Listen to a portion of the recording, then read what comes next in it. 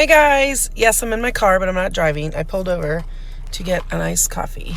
So, what do I use Flipgrid for in my classroom? I've used Flipgrid in my classroom to, at the beginning of the year, I did that this year, where I had the kids introduce themselves to me and kind of ask them some questions about, like, maybe what do they like about in a math class, what do they fear about in a math class, just to kind of give me some information. I also used it at open house this year to ask parents to record something for their student. I only had one parent take me up on that offer, but it was really funny, and I'm hoping that next year I can make that a little bit more accessible for them to do. I also use Flipgrid in the classroom to have students explain how to do something. So if we're working, for example, solving some sort of equation or any topic where they need to explain their thoughts, Flipgrid's great for that. What else? I use Flipgrid after a project, and we kind of did this SSS thing, which I know some other teachers have used, where they have to state one surprise that they had, or one success that they had in the project, one struggle that their group might have had or themselves, and then a surprise that they had. So it just kind of gives me some feedback on maybe some things that were challenging that I could fix for the next time, or just something really good that happened. So Flipgrid's awesome. Catch on the fever, as they like to say, and have fun with it.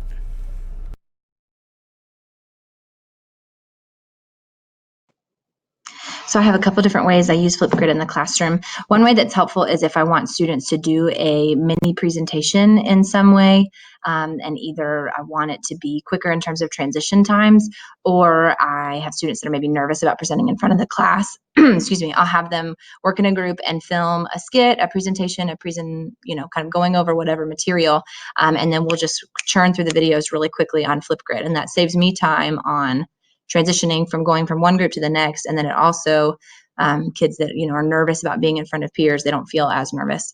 I use it in my AP class as well. They have a time speaking portion on their AP exam, and so I set the time on Flipgrid as a max of 20 seconds, and I'll put a prompt on the board, and then they have to speak and fill that 20-second time slot in Spanish. So they are practicing that, but they're doing it in a way that they can all do it at the same time, so it doesn't take up a lot of time, and then I can go back through it and individually listen to all of them.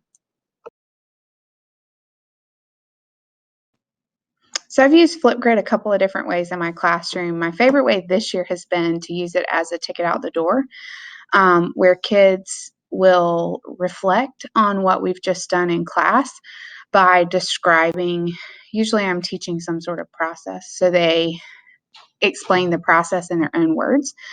So that's my favorite way to use it this year. I've seen increase in scores as a result of this, and I've really been able to help my English second language learners because they are able to use that academic vocabulary in meaningful ways. And so we'll rehearse what they're going to say, or I will have them pronounce a word that might be more challenging out loud as a class. And then when they record their Flipgrid, I put it on moderated so that their peers don't see them mess up, but that they can still engage with me in a one-on-one kind of way.